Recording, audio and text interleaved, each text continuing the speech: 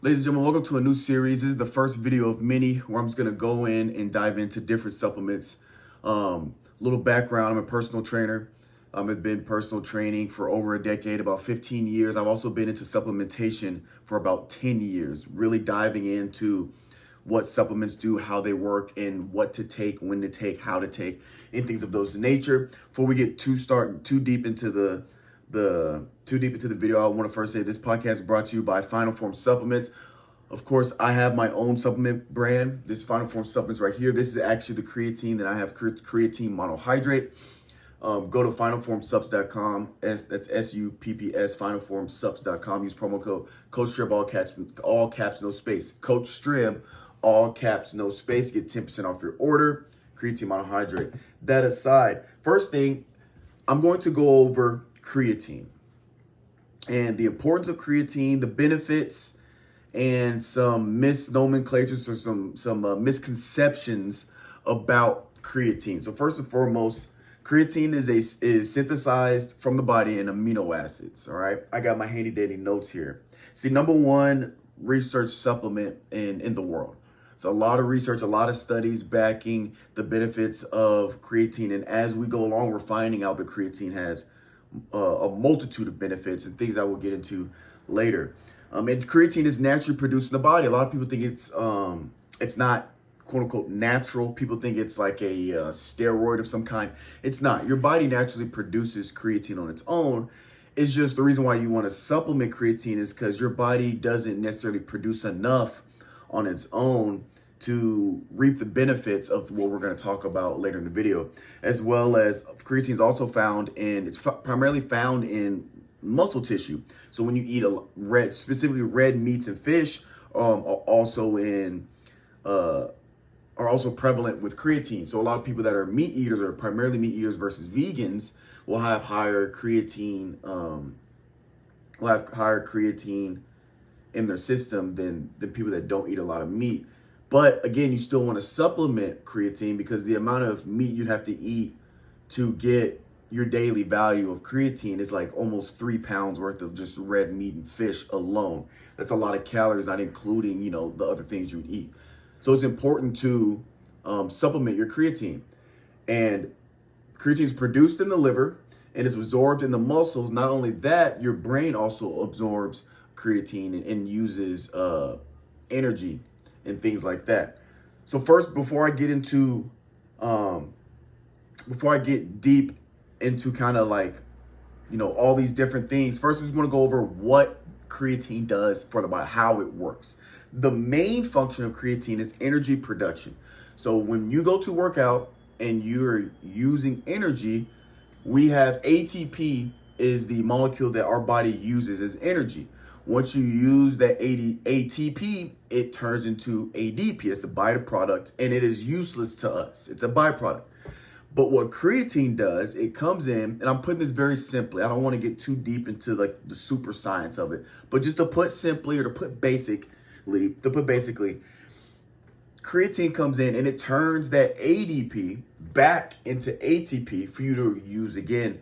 So therefore, you have more energy readily available to the body for the body to use. And this is particularly important when it comes to high interval training or HIIT training, high intense interval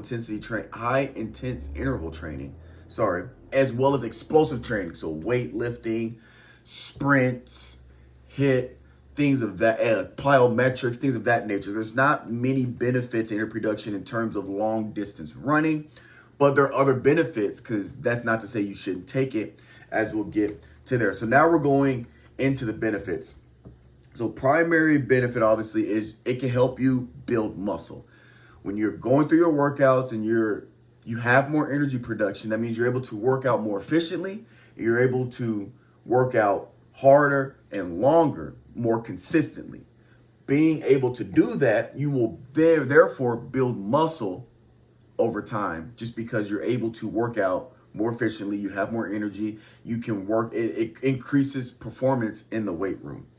Not only that, but due to the increase in energy output production by building that muscle, you also will lose fat. Increased energy production equals increased performance in the gym, which means more fat loss, as well as building muscle. Having muscle in general will increase your overall metabolic caloric burning.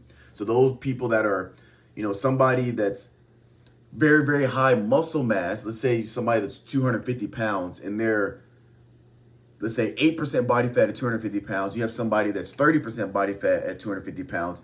The person that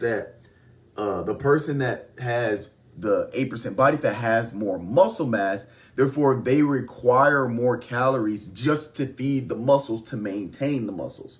So just having muscles alone, you'll burn through more calories. Now, another benefit that people don't really think about, or at least from my perspective, talking to people that don't think about, is recovery. So creatine is known for, let me break this down. Creatine is known for your water retention. And people think water retention as this bad thing. Water retention is actually good when it comes to creatine, right? Now, yes, you might look a little puffy. Your muscles are going to look a little bigger. This is, some women kind of like, especially the female community, a lot of women kind of steer away because they think of the bloating and puffing. I've been on creatine for years, and we'll go into cycling later, but I've been on creatine for years. To me, I personally don't get these weird puffiness that people talk about. Some people do get it, but the water retention is good. And here's why: because it helps with recovery. When you work out essentially, when you work out, you tear down your muscle fibers. So that means is you have these small micro tears. Let's say you did biceps. You have these small micro tears in your biceps. And what happens usually is those gaps get filled with lactic acid, and that's how you get sore, right? And eventually lactic acid flushes, then that muscle is able to heal, and it comes back stronger. Well, what happens when you take creatine, because you have this water retention in the muscles, it keeps the muscles hydrated. So when you when you rip your muscle fibers and you break them down, though the gaps in the muscle fibers get filled with water instead of lactic acid. Or you still get lactic acid in there, but you get more water, so you're not as sore when you work out. Not only that, but because you have hydrated muscles, they recover faster. So your recovery is faster, and then you're able to, again, more energy production. So you're able to recover faster and work out harder when you're taking the creatine. And that's why the water retention is a good thing. And I will also touch on that a little later. But the last main thing I want to talk about in terms of the physical aspect is you actually have muscle retention. So there's plenty of studies. I don't remember the name of the specific study, but I'm sure if you look it up, you can find it. But there's actually been a study where if you have to be inactive for long extended periods of time, still taking creatine can help reserve that muscle. When you stop working out, your muscle atrophies. That basically means if you stop using your muscles, that you start to lose muscle mass. That's what that means. So, if you go a year without working out, you're going to lose a significant amount of muscle. Well, even if you're not working out, let's say you get an injury and you can't work out for a little bit.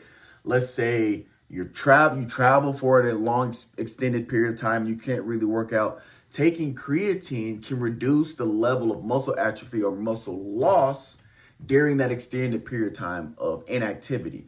Now, of course, you can't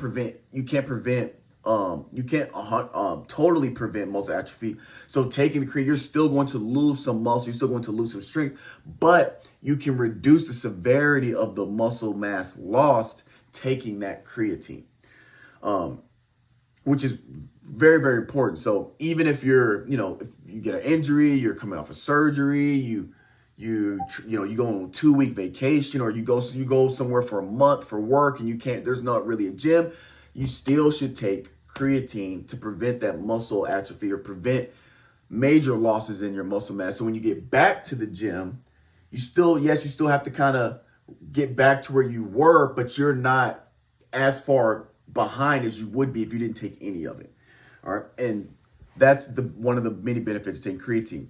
Now, in more recent times, there's actually been a lot of cognitive benefits for taking creatine. There are studies where they're giving creatine to elderly people. These are all kind of early stages, so nothing has been yet confirmed. But there have been studies where people are supplementing creatine for elderly people, and it's showing signs to kind of reduce the the deterioration of cognitive functions.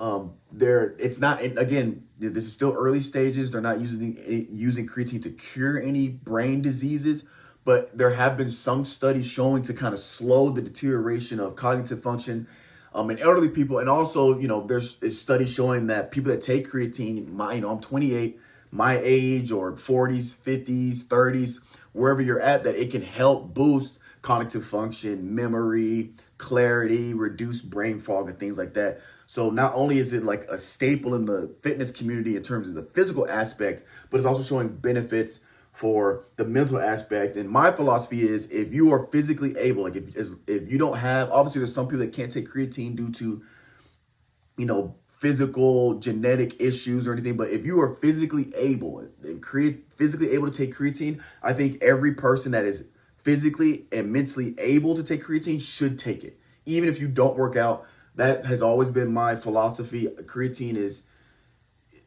there's no reason not to, if you're physically able, obviously. Now, that's the benefits of creatine, right? That's why someone like me, or why you hear a lot of people, why creatine is like the apex gold standard next to protein powder. Now, here's how to take it and some common misconceptions. So first of all, there's two things you'll hear about when you hear people talk about creatine. You got loading phase, and you have your like maintain phase.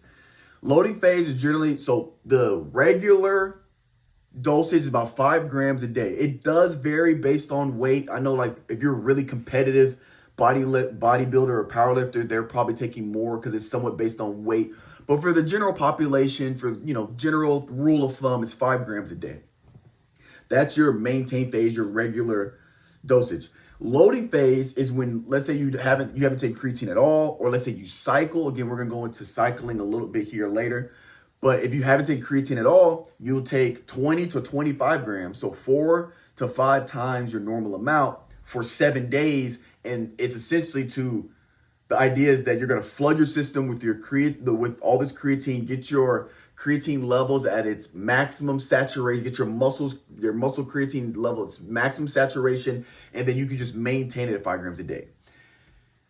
If I'm being completely honest, the loading phase is not necessary. I don't do a loading phase. Again, I'll go into me a little later because I'm a little bit different. But the loading phase is not necessary. The only time the loading phase might be necessary is if you are an athlete or you're competing and you have a short window to get the benefits that you need from creatine. Then you do a loading phase for that week, get your saturation levels high, and then you maintain. Outside of that, very, very small situations, outside of that, there's no need for loading phase. I'll be honest with you. As long as you take it every day, you're gonna get to full saturation levels, and you just maintain it. You don't need to do a loading phase. It's not that serious. It's not necessary. Some people still prefer it in those small cases, but I don't do loading phases. I just do regular dosages, but I don't cycle. Again, I'll get into that later. So loading phase, not necessary. All you really need is one. Usually people that sell the creatines, 1 scoop is usually 5 grams, and that's all you need a day. And bam. Now, when to take creatine? There's been a lot of different studies saying you should take it here, where it's before, during, after, before bed. Again, being completely honest, it doesn't matter. Once you get to full saturation levels, and as long as you're taking it every day, it doesn't matter when you take it because your muscle creatine levels are saturated. So for me, I take mine the same time every day, just as a habit, not because that's when I should take it. I take mine at dinner, with my dinner, because I mix my H&B. If I have glutamine, I cycle glutamine. I'm not always on glutamine. If I have my glutamine, and then I'll put in my creatine, because creatine is it's not flavored, and I just throw it in with my lemonade that I drink with dinner. And bam, that's when I take mine. Some people take it in the morning. Some people take it with the pre-workout. Some people's pre-workout has creatine in it, so it's a 2-for-1. Some people take it before bed, help recover. It doesn't matter when you take it. As long as you take, the key thing is take it consistently every single day, you are fine. That's all that really matters. Now, cycling. Here's where we talk about cycling. There's some common misconceptions. People think creatine is kidney damage, liver damage. There's been no studies. There's been no legit scientific study done that shows creatine damages your liver or kidneys. So that's the whole point of cycling. Cycling is when you take a supplement or something for a certain amount of time, and you get off of it so your organs that filter that supplement can kind of relax and, chill. There's been no study, again, it's the number one study supplement. There's been no study, or there's not been any type of evidence that has said or led to people being, hey, maybe we should cycle creatine. So you don't need to cycle. I don't cycle. I've been taking creatine every day consistently since freshman year in college. So since it's 2023, I've been taking creatine consistently every day for almost 10 years. It's for freshman year of college is 2014. So it's been about 9 years. So it's been over 9 years. For almost 10 years, I've been taking creatine every day. I get my blood work done every year. I get my kidneys and liver checked every year. I've had no problems with my liver or kidneys. Everything's been A-okay. I get my blood work done once a year. We go over the stuff. Everything's been all good. And I do not cycle my creatine. I take it every day. Now, there are people that still would rather cycle the creatine. And there are some reasons you might, for people that are competing, let's say in bodybuilding, you don't want that water retention, even if it's like half a pound or pound of water retention. So you might want to get off creatine so you can really, they basically dehydrate themselves. So you want to clear out your system with fluids. So some things like that, people that take cutting to the extreme, I don't cut. That's a whole nother video for a whole nother topic about, the dirty bulking, cutting, and all this stuff, this and that. I don't want to get to that right now. But there are some people that take cutting very aggressively, and they'll get off all their supplements, all their creatine and all that stuff, so they can really, really lean up, reduce the water retention in their body. Super dangerous. Don't recommend that. But there are people that still want to cycle. And generally, the rule of thumb for cycling is 8 weeks on, 4 weeks off. In general, there are some differences depending on what you're taking in terms of what the supplement is, what organ it filters through, whether it's the kidney or the liver, et cetera, et cetera. Creatine, if you want to cycle, again, you don't have to. I don't even recommend it to people. Again, if you're physically able, there are people that with kidney and liver issues, you should probably talk to your doctor. But we're talking about normal biological, physical circumstances. You don't need to cycle creatine. But again, 4 weeks or 8 weeks on, 4 weeks off. It's a good rule of thumb if you want to cycle. Now, last thing I want to talk about in terms of how to take and all that stuff. Optimal absorption. This is just as important as the taking every day. So big rule, 2 things I want you to take away from this is take it consistently and optimal absorption. So creatine is most efficiently absorbed into the muscles when your insulin levels increase. What does that mean when your insulin levels increase?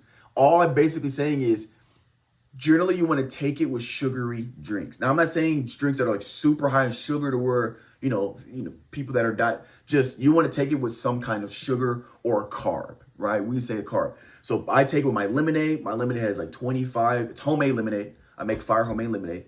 It's about 25 grams of sugar per 8 ounces. So I take it with that. Some people, I used to throw them in a Gatorade because back when I was taking my creatine before my workout, I would start in a Gatorade, shake it up. You can take it with apple juice, orange juice, grape juice, with a juice. You don't have to. You don't have to take it with a drink with sugar. You don't have to do that. But it is optimal to take with a drink that has some kind of sugar or carbs or what have you. You can take it when you eat dinner. When you eat dinner, you're gonna have some kind of sugar in there that'll work. But you want that insulin level when the insulin level rises, when you get a little spike a little bit after eating something like that. That's when you want to take your creatine. It gets absorbed in the muscles a lot more efficiently. So that's really it. Take it with some kind of sugar. Take it consistently. That's all you really need to do. Now, I want to go over some side effects, quote unquote side effects. If I'm being completely honest, for the most part, probably 99% of people are going to take creatine. There's no side effects. They're not going to have any problems.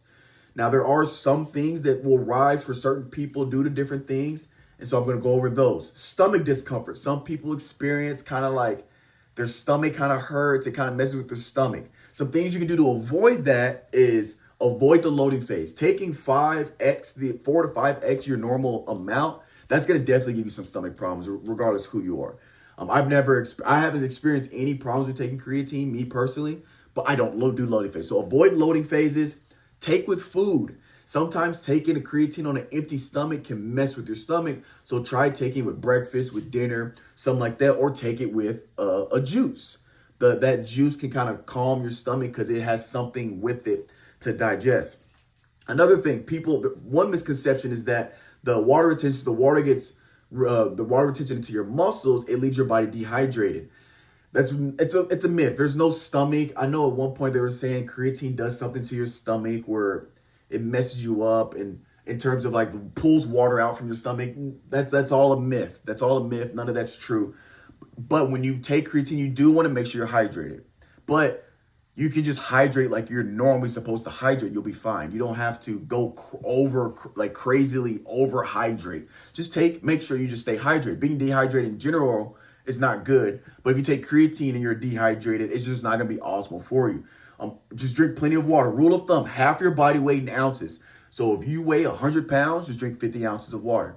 On the days you work out and you're going to sweat, add 16 ounces. So if you're 100 pounds, drink 50 on days you don't work out. That should just be your baseline.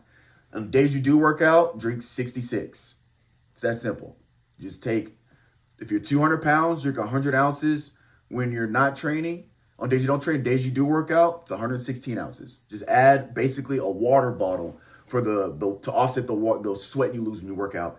That's really all you got to do to avoid dehydration, because being dehydrated can lead to cramps. Some people experience cramping when they're on creatine. It's because probably they're not hydrated. Just hydrate. Take with some food if you have some stomach discomfort. And that's generally really the only thing that people might have problems with when it comes to creatine. I hope you guys, this was helpful. This was informative. If you guys like the video, just, leave a like. You don't have to comment, but leave a like. If you do want to comment, let me know. I like to interact with my people on Instagram, on YouTube, and follow your boy. I'm going to try to drop more videos and go over a bunch of different supplements. If there's something you want me to go over, also put that in the comment box. I'll check it out. If I'm not familiar with it, I'll read up on it and ask some professionals like myself. I am a professional, but I'm not professional in everything. But let me know. Just throw out ideas, things you'd like to hear about, like to see what I do personally, this and that, and this and the other. But that's all for this one, and I'll catch you guys next time. Appreciate it.